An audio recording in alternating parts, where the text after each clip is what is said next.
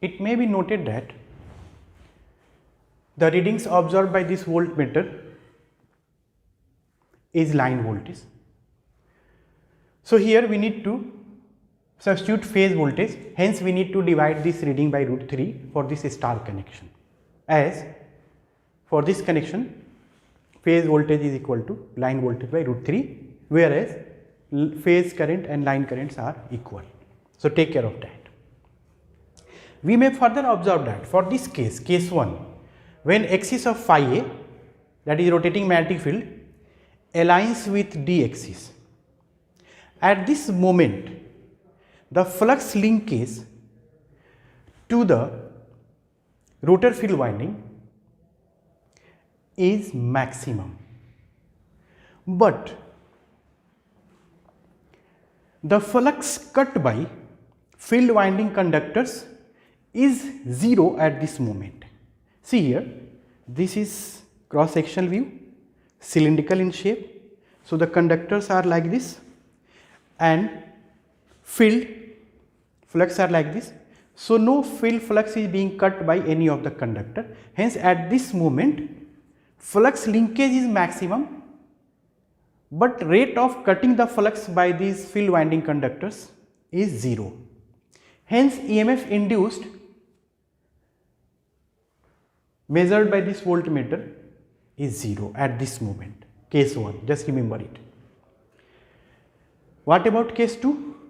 When axis of phi a, rotating magnetic field, aligns with q axis, at this moment of time the rate of cutting the flux, armature flux, by field winding conductors is maximum, as we can observe. This field is rotating at constant speed ns.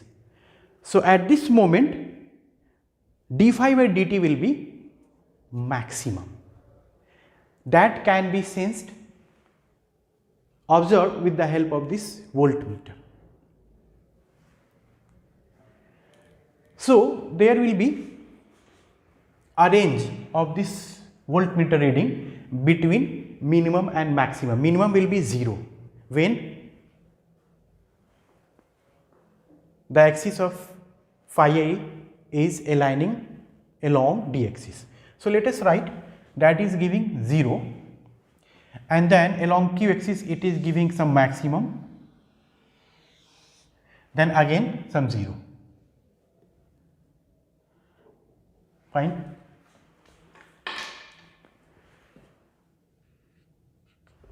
So let us take t here, and this Vf, let us say V or Vf, better write Vf, this reading as Vf,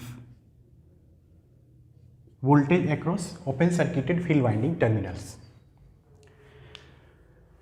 So this is corresponding to d axis and this is corresponding to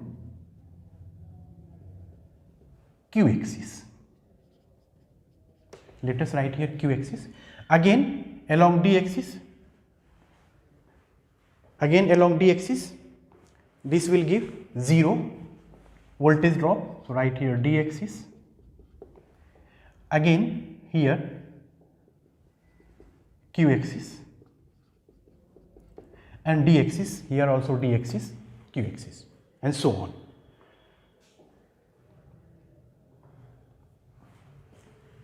What will be frequency of this wave? As we know that the relative speed of this rotating field with respect to field winding conductors is ns minus nr. So percentage slip will be ns minus nr upon ns. That is known as slip, percentage slip into 100%. If supply frequency is f, then the frequency of this induced EMF in field winding conductors will be SF. SF, right here SF. For example, if we have maintained slip of 2% and supply frequency is 50 Hertz, so 2% of 50, that is 1 Hertz. So 1 Hertz means 1 cycle per second. So the this one cycle corresponds to 1 second. If we will represent in time second, so this represents time interval of 1 second.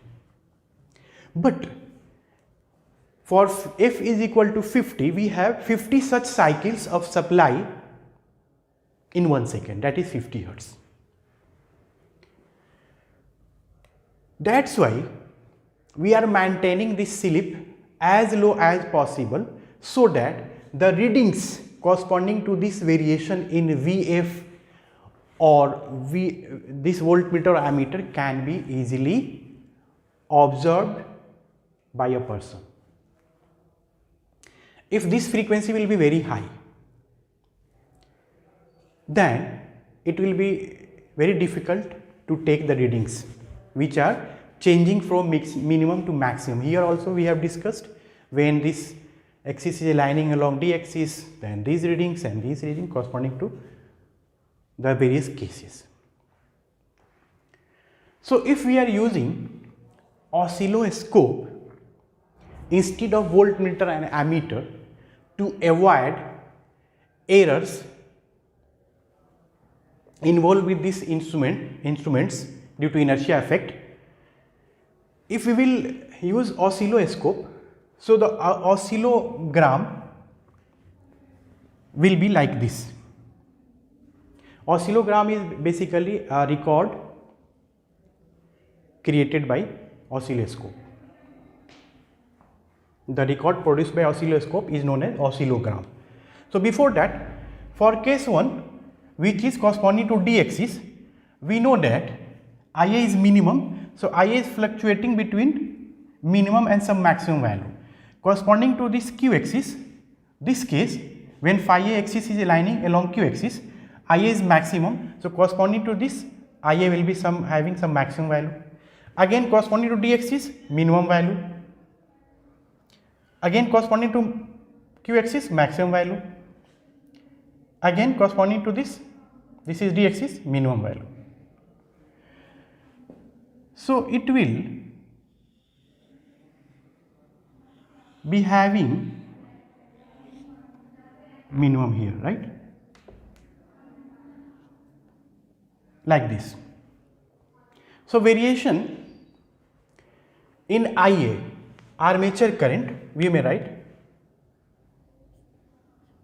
armature current Ia will be like this. So that can be observed with the help of this ammeter. So take mirror image of this wave, this shape. So again between some minimum and maximum magnitude, here minimum, here maximum, magnitude wise I am talking minimum, maximum magnitude, distance from this line minimum. So mirror image will be something like this. So under this envelope, if we want to show the current wave shapes, which is not possible to draw for 50 hertz supply, 50 cycles within this. So as a representative case, I am, don't count these cycles, this is much lesser than the actual one, but it will be something like this.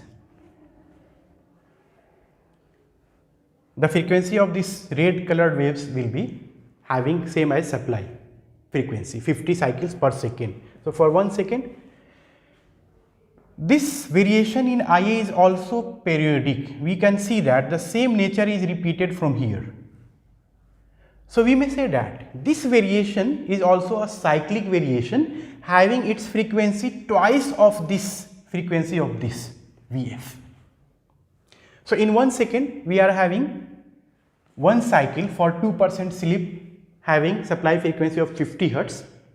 Then we will have 2 cycles of this variation in Ia observed by this ammeter. So how is it difficult to observe 2 such cyclic readings in 1 second? 1 second. That's why we need to keep the slip as low as possible.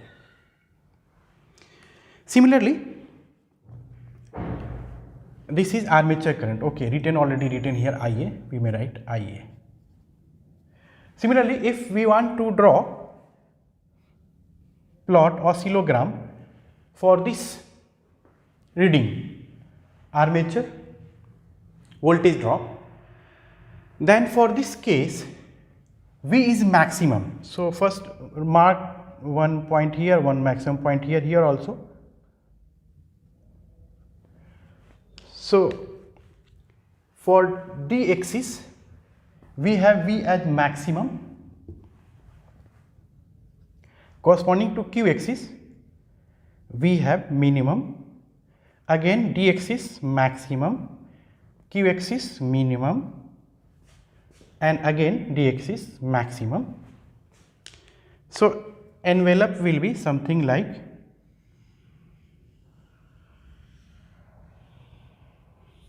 this. Take mirror image. So maximum, then minimum, maximum, like this. This is again T, this is T, this is V, armature terminal voltage.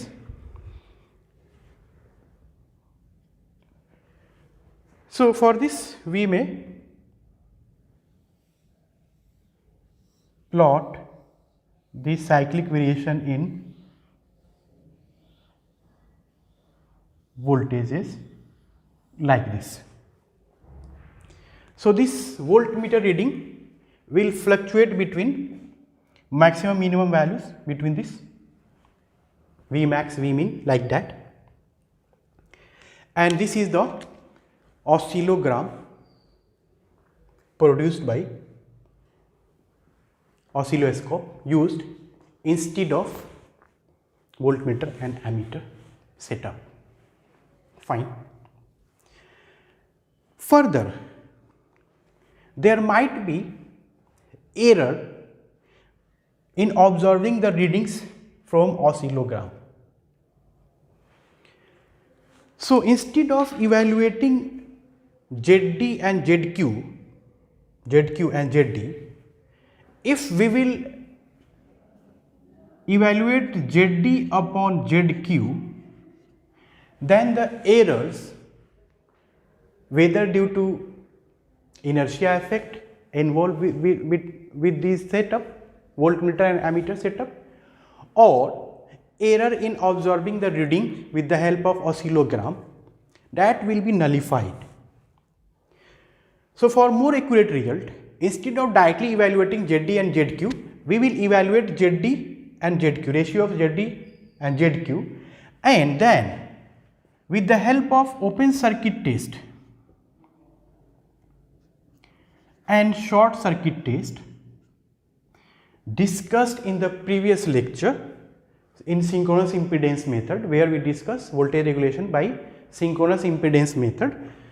So by performing these two tests, we can get ZD, and once these two, ratio of ZD and ZQ and ZD, are known, ZD and ZQ both can be, ZD is known, then ZQ can be evaluated with the help of these two readings, and then XT may be evaluated using this formula, ZD square minus under root ZD square minus RA square, and XQ may be evaluated under root ZQ square minus RA square for more accuracy. Thank you very much. If still you have any doubt, feel free to ask me.